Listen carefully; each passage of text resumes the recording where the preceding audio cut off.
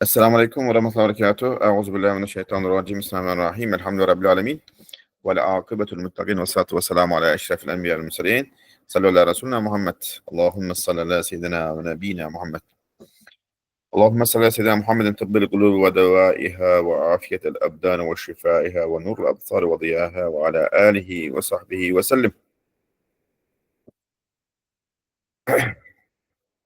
Alhamdulillah, kita bersyukur kepada Allah Subhanahu wa taala. Insyaallah pada malam ini kita akan masuk tajuk baru dalam kitab Lama'at, iaitu kitab Kilauan Risalah Lama'at ke-25, Risalah para pesakit. Sekitar dalamnya ada 25 ubat untuk penyakit maddi dan ma'nawi kita. InsyaAllah akan jadi sebagai ubat rawatan untuk penyakit kita, menyelamatkan kita merawati penyakit luka maddi dan ma'nawi kita, insyaAllah. Kilauan ini terdiri daripada 25 ubat dan ia ditulis dengan niat apa? Niat agar ia menjadi balsam dan ubat sapu, hiburan, persepsi ma'nawi sebagai sejenis kunjungan dan doa kesembuhan untuk para pesakit. Yani dengan niat ini, Ustaz yang menulis apa?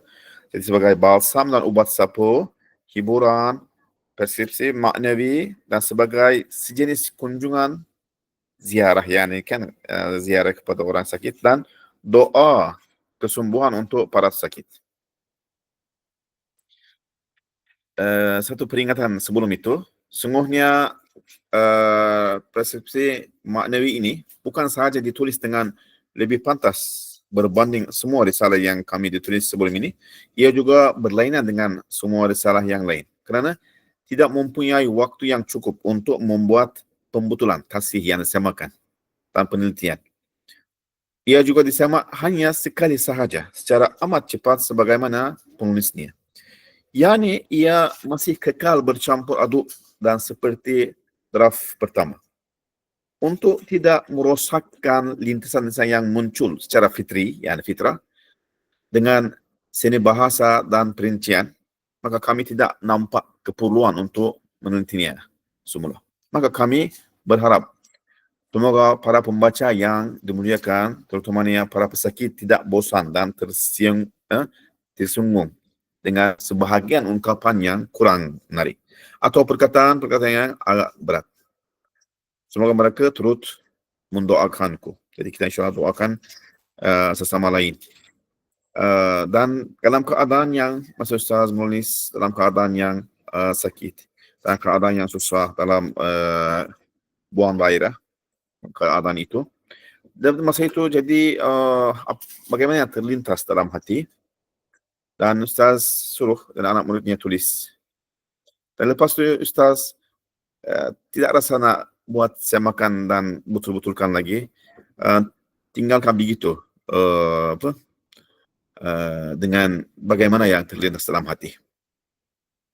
Kadang-kadang macam nak campur dan betulkan lagi macam dia hilang boleh kita kata ma'nawiyatnya, yani. Sebab masa terlintas dalam hati yang saya itu keadaan yang sakit dan susah dan bantuan Allah Subhanahu wa taala, yang apa yang terlintas itu nampak lagi dekat dengan ikhlas, yani ditulis masa ikhlas. Bismillahirrahmanirrahim. Allazina idza asabatuhum musibatun qalu inna lillahi wa inna ilaihi raji'un. Wallazi huwa yud'imuni wa yasqin wa idza maridtu fahuwa yashfin. Jadi dalam kilauan ini akan diterangkan secara ringkas tentang 25 ubat. Sebahagian ubat itu diterangkan dalam lemah ataupun risalah yang lain. Macam lemah kedua tentang sakit Nabi Ayub AS dan sabar. Dan lemah pertama tentang Yunus AS, Akiza dan lain-lain itu.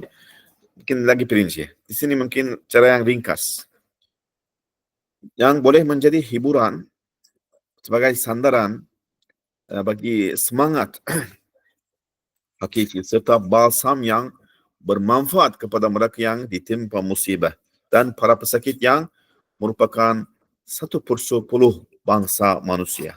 Mungkin sekarang banyak lagi kan, semakin terlalu banyak sebab manusia guna benda-benda uh, yang dikilangkan kan dengan fabrik. Lagi banyak kita melihat penyakit pada masa kini. Jadi ubat pertama, wahai si sakit yang buntu, yakni tak tahu nak buat apa, janganlah engkau risau, bahkan bersabarlah. Sungguhnya, dan risau itu juga, dia menambah kesakitan juga. Dia tambah kesakitan juga. Sungguhnya sakitmu bukanlah penderitaan kepadamu, bahkan ia adalah sejenis ubat. Bagaimana? Ya, melihat dari perspektif bagaimana kan? Kita melihat perspektif pada sesuatu benda, aspek pandangan, nazar, dan dengan niat. Nazar dan niat mengubah mahiyatul asya, mengubah makna benda itu. Kalau kita suruh buat takrif apa itu penyakit, apa itu kematian, takrif itu akan berubah menurut aspek pandangan dan niat. Ya. Jadi saya kata sakit itu sebenarnya pada kamu bukanlah penderitaan, bahkan ia adalah sejenis ubat. Kerana apa? Kerana umur adalah satu model dan ia sedang berlalu pergi. Cepat kan? Cepat lalu. Sekiranya umur itu tidak berbuah, tidak bagi natijah, ia akan hilang secara sia-sia. Malah, sekiranya umur itu diisi dengan dengan kerehatan dan kelalaian, maka ia akan berlalu dengan sangat pantas. Maka penyakit buat apa sini? Apa peranan penyakit di sini? Penyakit menjadikan modelmu itu berbuah dengan keuntungan-keuntungan yang besar. Malah, ia tidak membuka ruang, yang penyakit itu tidak membuka ruang untuk model umur itu berlalu dengan pantas. Bahkan, ia menahan. Yang penyakit itu, dia tahan umur itu dan menjadikannya panjang. Supaya umur itu beredar pergi setelah memberikan buah-buahnya, natijahnya, hasilnya. Justru perumpamaan berikut menjadi masyhur, terkenal, dan sering disebut oleh lidah manusia sebagai isyarat kepada panjangnya umur dengan kesakitan. Ada orang kata, betapa panjang masa musibah, namun betapa singkat masa senang, masa rehat, sihat, betapa singkat, pendek, cepat lalu. Tapi betapa panjangnya masa musibah. Khususnya orang yang ditimpa musibah, yang mereka melihat juga waktu musibah yang sakit itu, waktu tak terlalu, tak lalu. Tak jadi ada orang ada orang mengadu, mengeluh, pagi tak jadi-jadi. Macam tu tunggu. Tapi di sini, dalam kata-kata ini, dimaksud juga masa musibah itu panjang sebab masa musibah dan penyakit itu jadikan kita mendapat satu umur yang panjang abadi. Kadang-kadang saya sabar dalam satu minit, satu saat, dia dapat bertahun-tahun seolah buat ibadat. Jadi, masa musibat itu dan penyakit itu, jadikan kita mendapat memperoleh satu umur yang panjang itu. Nah, ya, ini memang kita melihatlah kadang-kadang kalau dalam kesihatan, khususnya kalau bersama para sahabat kita, benda-benda yang kita suka kan, cepatnya lalu. Dan kita pun terkejut. Bagaimana lalu masa itu? Kan? Kadang-kadang kita tenggelam dalam kelalaian dan lupa tugas kita dalam kesihatan, dalam senang-senang itu, kesihatan itu, banyak benda kita nampak sudah lupa. Kan? Dan umur pun tak ada buahnya dan natijahnya, hasilnya, kosong. Khususnya kalau berjalan hayat kehidupan itu dalam ikut hawa nafsu, kan? Jadi masa itulah lagi bahkan tertinggal di tangan dosa-dosanya saja. Kan? Dan banyak ada orang menyesal, banyak bersedih, nangis. Kita melihat umur dah berlalu tapi tinggal saja dosanya. Kan? Ini mungkin satu peranan yang baik di sini. Jadikan penyakit itu kita sedar. Dan umur itu berbuah, natijah, dapat hasil. Ubat kedua, wahai pesakit yang tidak sabar, bersabarlah. Bahkan bersyukurlah. Sebab apa? Penyakitmu ini boleh mengubah tiap-tiap minit umur kamu itu menjadi 1 jam ibadah. Kerana ibadat itu ada 2 jenis. Pertamanya, ibadat yang berbentuk positif dan aktif. Iaitu ibadat yang dimaklumi seperti solat dan doa yang kita biasa yang buat. Yang kedua, ibadah negatif. Yang negatif atau pasif. Iaitu apabila orang ditimpa musibah, merasakan kelemahan dan kedaifannya melalui penyakit dan musibah, maka dia mencari perlindungan daripada Al-Khaliq Rahimnya dan merintih, mengeluh, mengadu kepada Allah. Lalu dia memperoleh suatu ibadat maknawi yang tulus dan tiada ria. Dalam hal negatif kan di sini, sakit dalam bentuk dan masa itu dia rasa mungkin kalau tak rasa sakit dia tidak akan masuk hal itu. Lagi dia rasa dia lemah, ajiz, dia miskin, dia nak bersandar, cari bantuan terusnya. Lagi banyak ingat Allah Subhanahu Wa Taala, doa kepadanya. Ya. Dan dengan tulus, dengan ikhlas, tak ada dia, tak ada tunjuk menunjuk. Ya, terdapat riwayat sahih yang menyatakan bahawa suatu umur yang ditempuhi dengan penyakit dikira sebagai ibadat untuk orang yang beriman. Dengan syarat, ia tidak mengadu tentang Allah kepada makhluk lain. Yani, aduan kepada Allah, okey. Yani, ya Allah, saya ajiz, saya miskin, ditimpa musibah ini, saya tak boleh tahan. Aduan itu kepada Allah boleh. Ashku basti ila Allah, kan, huzni ila Allah. Kepada Allah subhanahu wa ta'ala boleh. Tapi bukan daripada Allah. Yani, kepada yang lain. Tengok Allah bagi musibah ini kepada saya. Tak dapat orang lain ke. Dahlah berapa lama lah saya sakit ni. Seolah-olah mengadu Allah subhanahu wa ta'ala kepada yang lain. Ya. Itu jangan. Dengan syarat tidak buat aduan atau mengadu tentang Allah. Bahkan adalah terbukti dalam riwayat yang sahih dan kasyaf yang benar. Sebahagian para waliullah yang mereka beritahu bahawa 1 minit daripada kesakitan, sesetengah pesakit yang sabar lagi bersyukur dikira sebagai 1 jam ibadah. Dan 1 minit daripada kesakitan, sebahagian insan kamil, begitu mereka sabar, manusia yang sempurna yang adalah ibarat 1 hari ibadat. Oleh itu, janganlah mengeluh terhadap penyakit yang menjadikan seminit daripada umurmu ibarat 1000 minit. Dan yang kesakitan itu menguntungkanmu dengan 1 umur yang panjang, maka bersyukurlah. Jadi melalui itu, kalau sabar dalam musibah itu dan sakit itu dan dapat faedah melalui itu banyak dengan ibadat dan ingati Allah Subhanahu Wa Taala, banyak tasbih, berlindung kepadanya, syukur. Masa itu khususnya penyakit adalah sebagian penyakit itu mungkin tak ada lah caranya, doktor pun tak dapat, dia mungkin meninggal kerana itu, dia tak dapat syahid, kan.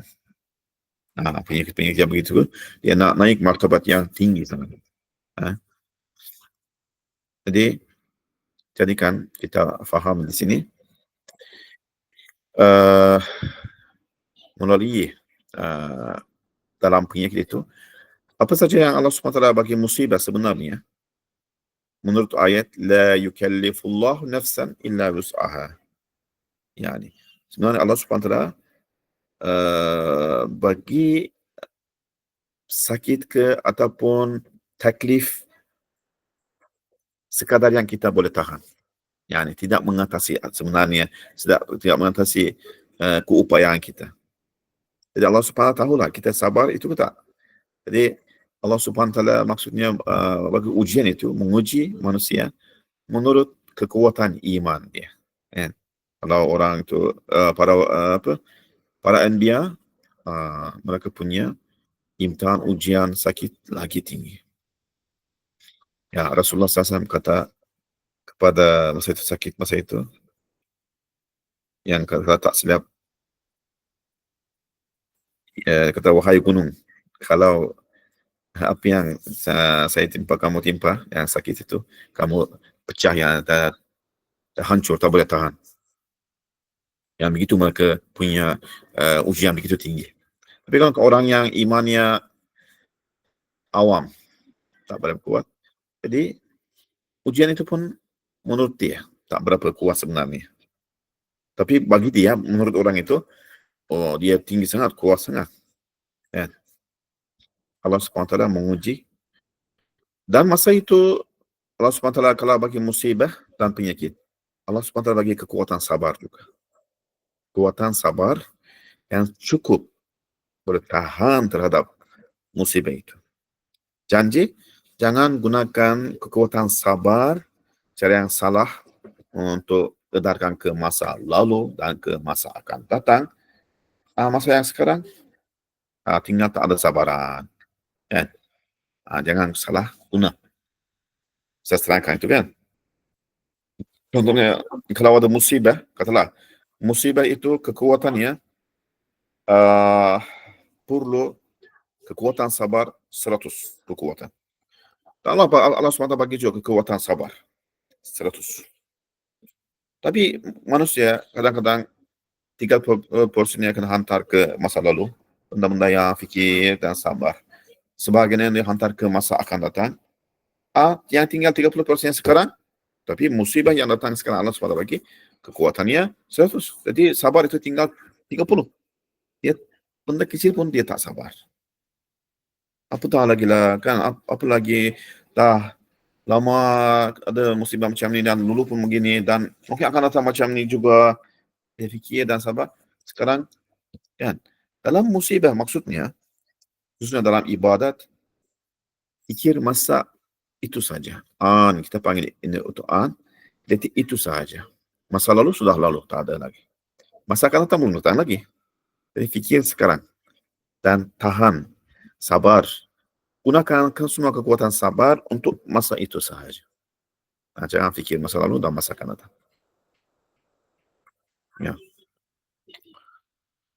Ubat yang ketiga, ini semua ubat-ubat ini adalah akan datang masanya kita pun masa ditimpa musibah, akan kita ingat insyaAllah, akan bagi kekuatan untuk kita. Masa itu kita akan bagi nasihat kepada diri kita sendiri. Ya. Wahai pesakit yang tidak tahan, tak boleh tahan lagi macam. Meninggalnya mereka yang datang ke dunia secara berterusan, orang yang muda menjadi tua, dan bergeraknya manusia secara berterusan ke dalam kelenyapan dan perpisahan. Kenapa kan? Kenapa semua benda tak tinggal di tempatnya macam? Kenapa boleh berubah-ubah? Orang yang datang dunia ini semakin besar, dia tua, meninggal. Orang muda jadi orang tua. Kan? Ini berterusan. Orang yang adalah meninggal dunia ini berpisah. Ini semua tunjukkan apa? Ini merupakan saksi sebagai kepada hakikat bahawa manusia tidak datang ke dunia ini untuk berseronok dan mendapatkan kelazatan. Ya, nampak manusia bukan datang dunia ini sebagai pelancong, kan? Ada kita kadang-kadang di dunia ini kita pergi nak cuti ke satu tempat yang cantik, kan? Nak kenapa? Nak seronok-seronok, kan? Tak nak lagi kerja sana, kan? Jadi dunia ini bukan tempat itu. Bukannya Allah SWT hantar manusia ke dunia ini. Okey, manusia ini kamu dah bosan di syurga ini ya? Mau pergi di satu tempat yang cantik yang di dunia saya ciptakan itu. Tempat pelancongan. Semua ada kelazatan di sana. Macam buat cuti. Lepas tu datang sini. Kan? Bukannya begitu. Dunia ini Allah SWT hantar tempat ujian. Kan? Tempat ujian. Yang susah ada banyak susah kesusahan. Kerja. Tugas. Amal, kan? Baru habis umur habis, barulah pergi ke tempat pelancongan untuk seronok-seronok ke syurga itu di tempatnya itu.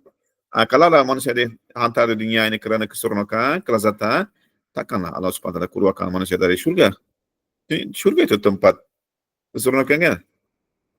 Jadi maksudnya manusia dikeluarkan dari syurga dengan tugas, kerana amalan, kerana ujian.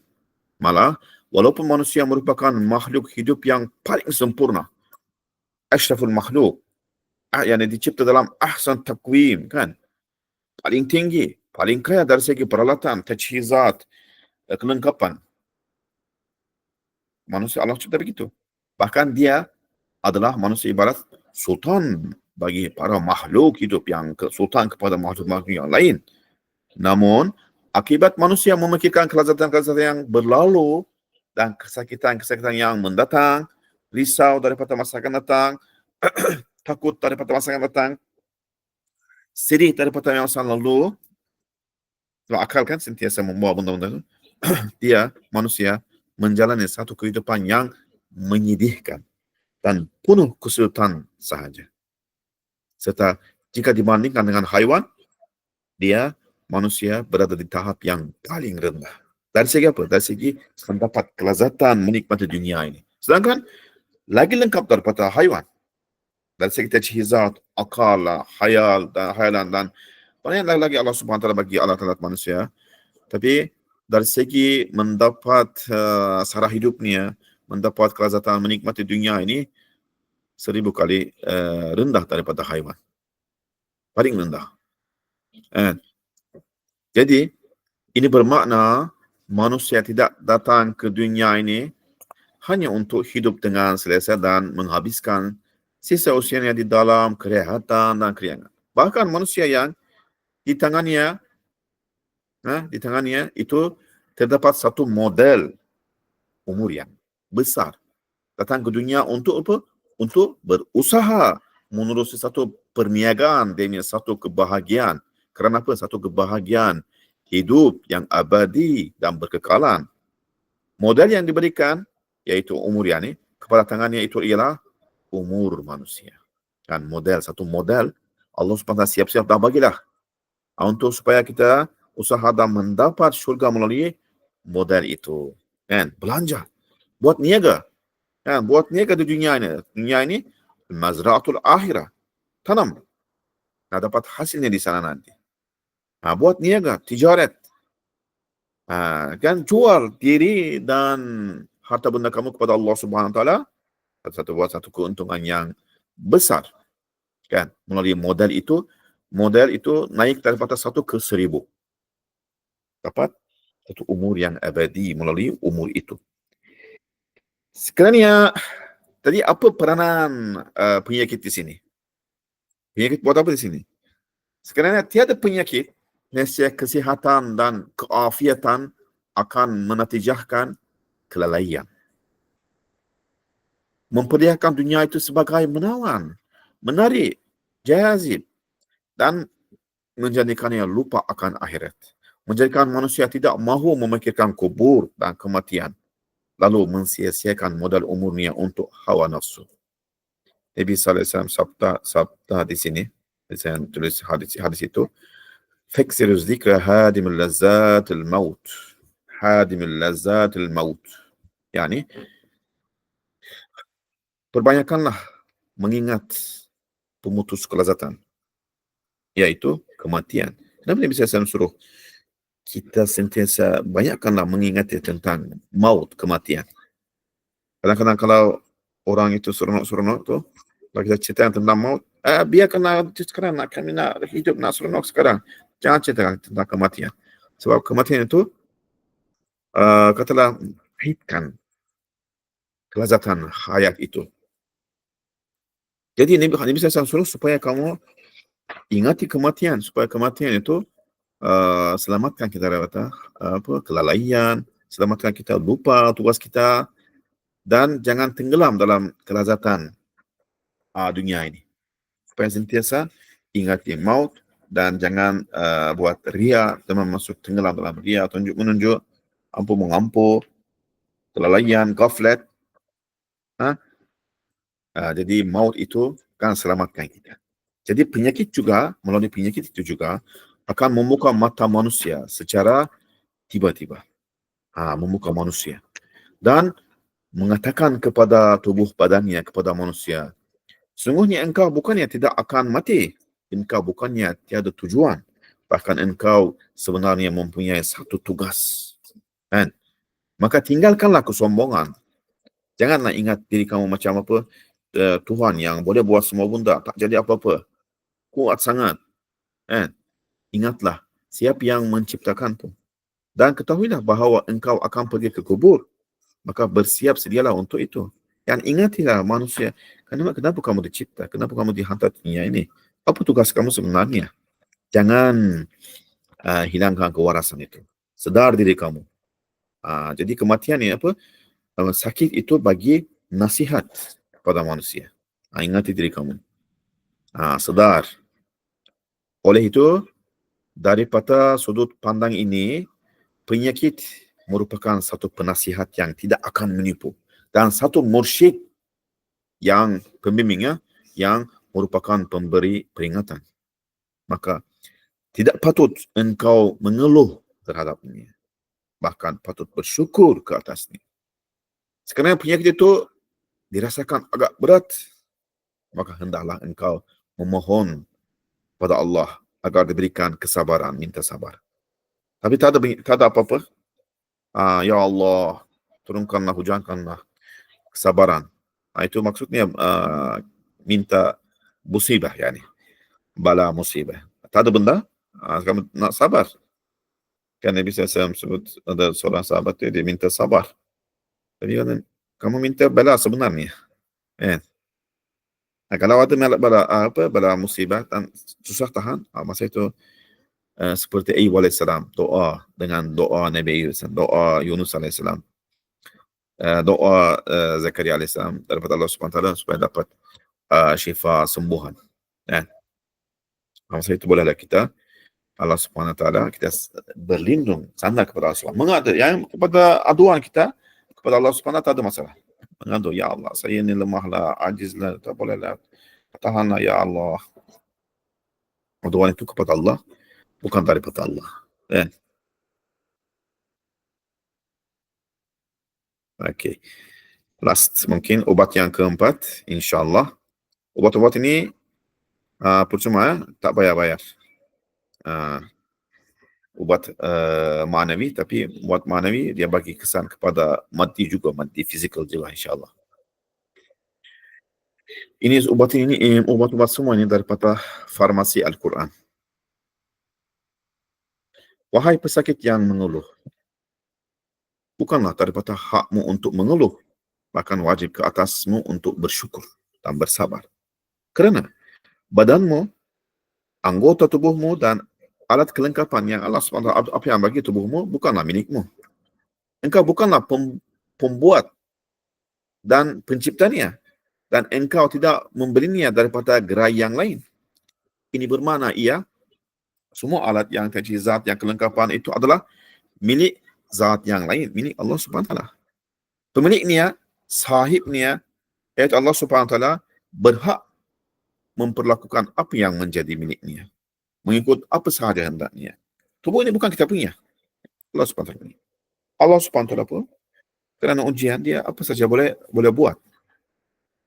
Jadi sebagaimana disebutkan dalam kalimah ke-26, 26 sebagai contoh, bagi memperlihatkan hasil seni yang indah dan hartanya yang sangat bernilai, seorang tukang jahit, kan, seorang tukang jahit yang sangat kaya dan sangat mahir, tukang jahit kan, dia nak tunjukkan kemahirannya. Dia mempertugaskan seorang, dia panggil seorang miskin, mari sini, kamu tak ada kerja, mari sini, kamu tak ada nak duit. Sebagai dia pilih dia sebagai model peragaan dengan suatu bayaran. Okay, saya akan bagi 1,000 untuk malam ini, satu hari kerja sini, saya bagi 1,000. Tapi ikut saja apa yang saya suruh ikut. Dia kan tukang jahit kan, nak tunjukkan kemahirannya, bermacam-macam. Dia memakaikan sehelai baju kemeja bercorak dan sangat berseni yang dijahitnya kepada orang fakir itu. Hanya dalam 1 jam saja. Pakai dulu. Dulu saya nak tengok macam mana. Kenapa tuan sini macam ni. Kemudian tukang itu terus melakukan kerja ke atas orang itu. Dia potong dengan gunting dan jahit ke apa ke, dan mengubah baju mengikut kesesuaian yang berbeza. Untuk apa? Untuk menyerlahkan pelbagai jenis kesenian yang mengagumkan. Dia memotong, mengubah, melabur dan memendekkan baju itu. Agaknya, sekiranya si miskin yang diupah itu berkata kepada tukang jahit itu, engkau menyusahkan aku dengan keadaan tunduk bangun yang engkau arahkan. Engkau menyudutkan pekerjaanku dengan memotong dan memendekkan kemeja yang mencantikkan aku ini. Engkau merosakkan kecantikanku. Boleh kata orang macam tu, orang yang diupah itu.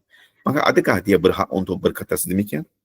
Bolehkah dia mengatakan kepada tukang jahit itu, engkau tidak menghormati, tidak mengasihani dan melakukan kezaliman atasku?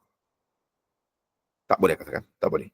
Oleh itu, sama seperti perumpamaan ini, wahai pesakit, sungguhnya untuk memperlihatkan tubuhmu yang merupakan kemeja, tubuh kita macam sebagai kemeja, telah dicorakkan dengan pancendera nurani seperti mata, telinga, akal dan hati yang dipakaikannya ke atasmu, dan ukiran-ukiran Asma'ul Husna, nama Allah, As-Sani Zuljalal.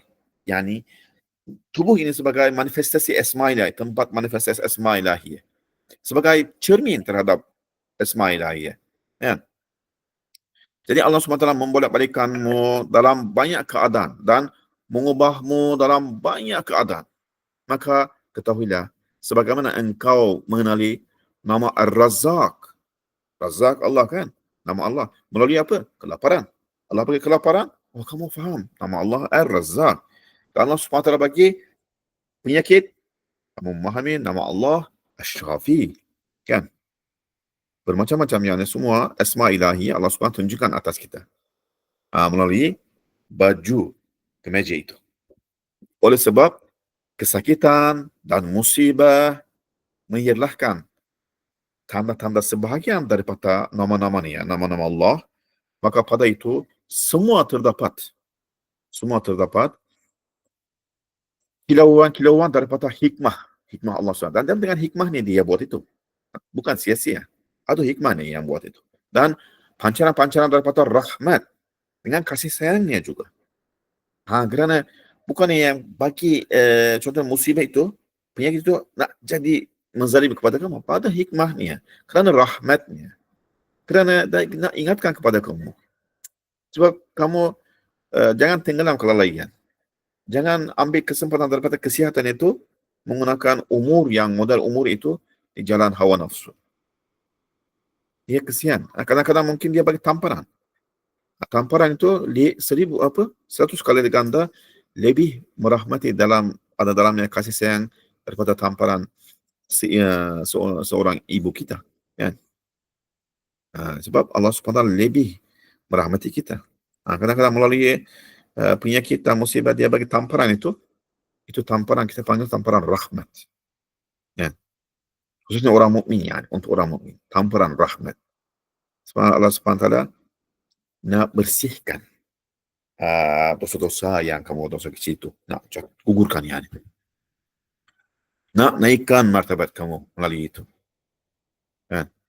Tapi kadang untuk orang kufur, itu semua sebagai tamparan, kita panggil tamparan zajir, yani marah. Jadi itu dia tak boleh sedar lagi. Kalau dapat tamparan itu, sebagai azab yang siksa kepada dia. Sekiranya tabir gaib, yani tirai gaib itu disingkap, maka engkau akan mendapati bahawa terdapat makna-makna yang menawan dan indah di sebalik tabir penyakit yang ditakuti dan dibenci olehmu itu. Hatta di belakang kematian itu pun ada banyak hikmahnya. Di belakang penyakit yang Allah SWT, musibah yang bagikan itu, ada banyak hikmahnya. Tapi kita tak melihat kan. Kita tengok zahir, Musa AS dia bunuh Khidr AS, dia membunuh budak itu. Tapi Musa AS tak tahu hikmahnya kenapa dia bunuh budak kecil itu. Tapi Nabi Khidir dengan ilmu laduni itu dia tahu hikmahnya. Nah, jadi kita kadang-kadang kita melihat ke zahir saja, dia terus bagi hukuman. Ini kenapa begini? Kenapa macam tu? Nah, sedangkan di belakangnya ada banyak hikmah dan Allah Subhanahu Wa Taala tahu. Saya tak tahu. Contohnya dalam corona yang kita sudah lalui itu, di belakangnya ada banyak hikmah yang manusia mungkin tak berapa sedar. Allah Subhanahu Wa Taala melalui itu bagilah banyak peringatan kepada manusia. Ingatkan kepada manusia yang terlampau itu sebagai hamba, itu akan mati, dia akan kena sedar dirinya dengan dengan mencabar kepada Tuhan.